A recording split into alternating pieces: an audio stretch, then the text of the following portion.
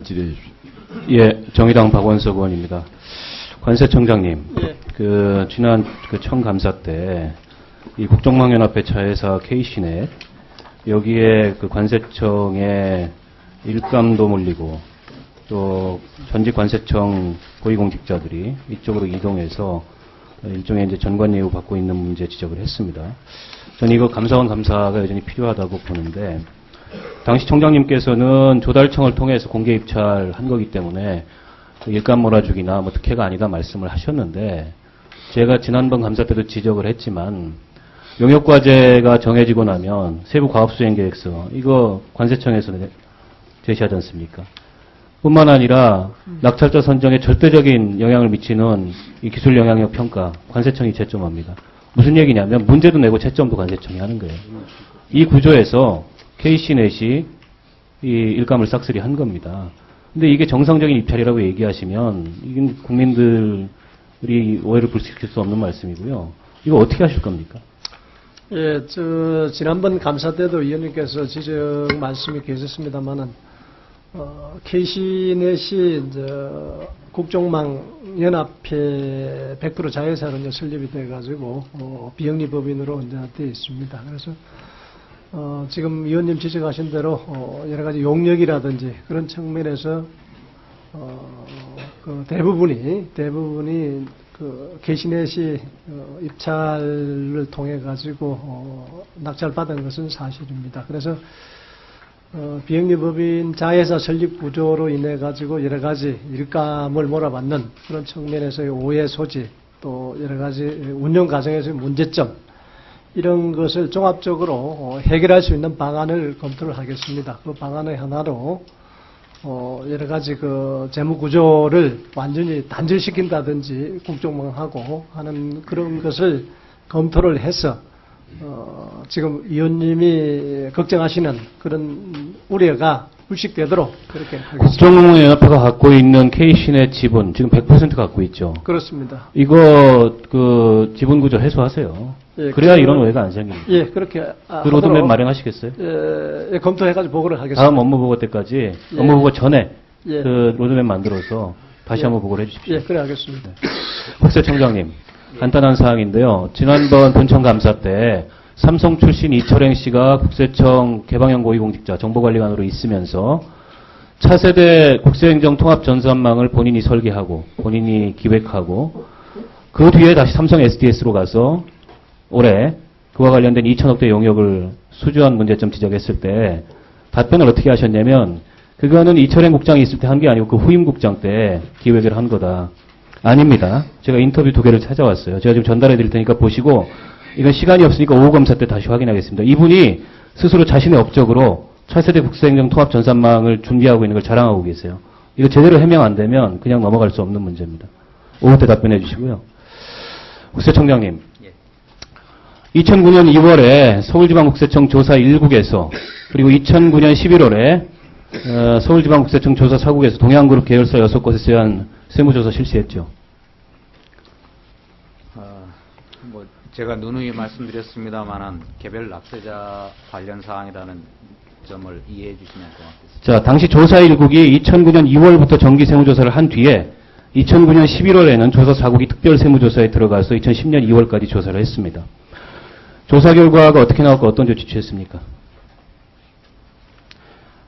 이거요, 특정 기업 운운하시면 안 돼요. 지금 이 동양 계열사들이 발행한 1조 5천억 원대의 CP 회사채 때문에 5만 명이 넘는 지금 피해자들이 발생했고, 그 중에 누구는 결혼자금, 누구는 노후자금, 심지어 학비, 이런 거 하려고 모아놨던 돈 다 날리고 지금 길거리에 나앉게 생겼어요.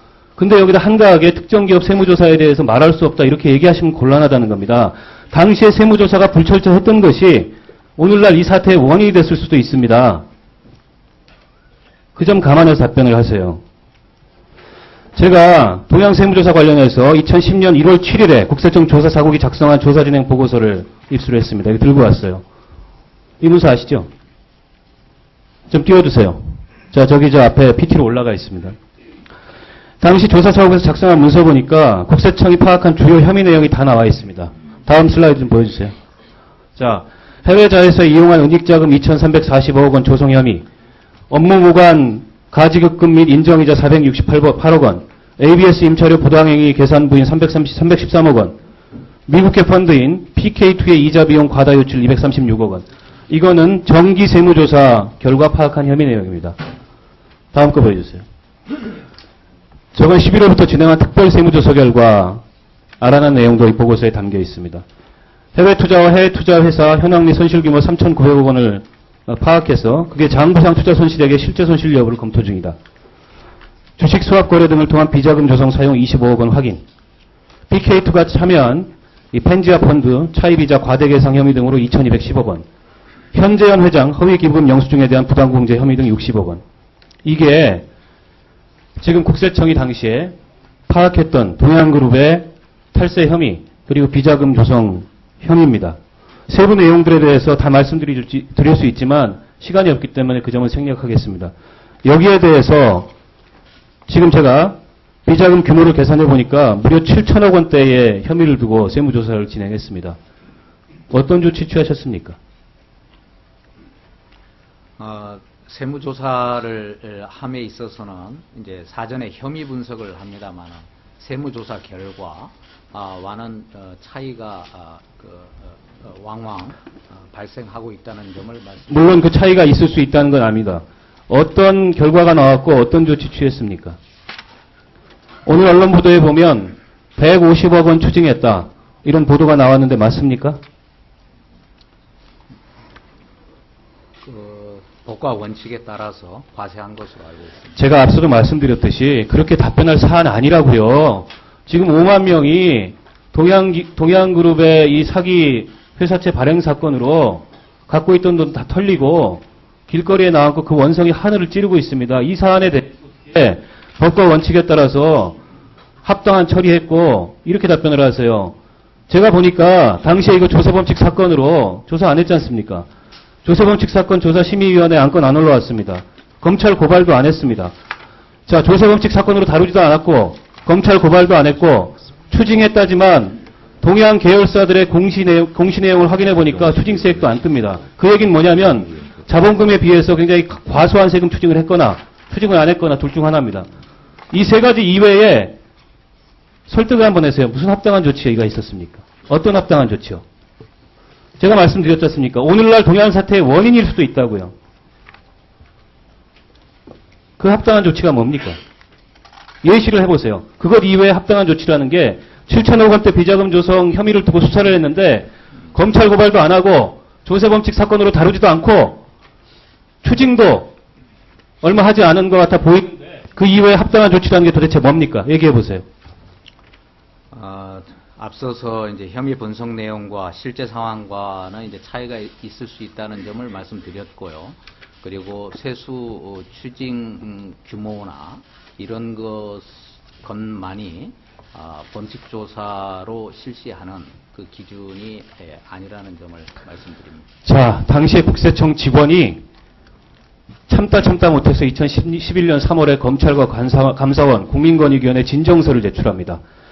저 진정서 내용 좀 보여주세요. 2009년 상반기 서울지방국세청 조사 1국장으로 재직하며 동양그룹 계열사에 대한 세무조사 과정에서 동양그룹 위장계열사에 대한 그룹의 부당 지원에 대한 부당행위를 적발하고도 추징하지 아니하고 이 사람이 다시 본청 어떤 국장 재직 시에 조사 사국에서 다시 이를 적발하였음에도 과세되지 않도록 영향력을 행사했다. 한마디로 이 조사 라인의 핵심에 있던 국장이 덮었다는 얘기입니다. 이걸 국세청 내부 진정을 통해서 검찰, 감사원, 국민권익위원회 제보가 됐어요. 그래서 이 국장이 누군지 확인해 봤더니 송강조 씨입니다. 2009년 상반기에 조사 1국장, 2009년 하반기에 본천 조사국장.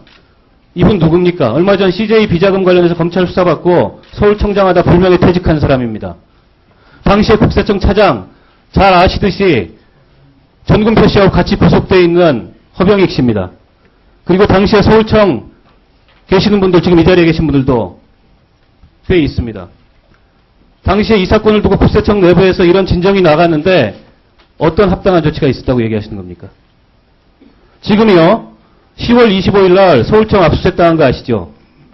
당시에 있었던 세무조사 결과에 대해서 검찰이 와서 압수수색했습니다. 이게 다시 조세포탈 사건으로 검찰이 기소할 수 있는 제척기간은 지났는데 특가법으로 기소 가능합니다. 만약에 검찰이 특가법상 조세포탈 혐의로 한재현 회장과 동양그룹 일가를 기소를 한다면 당시에 서울청과 국세청은 명백하게 이 사건을 축소하고 직무를 유기한 겁니다.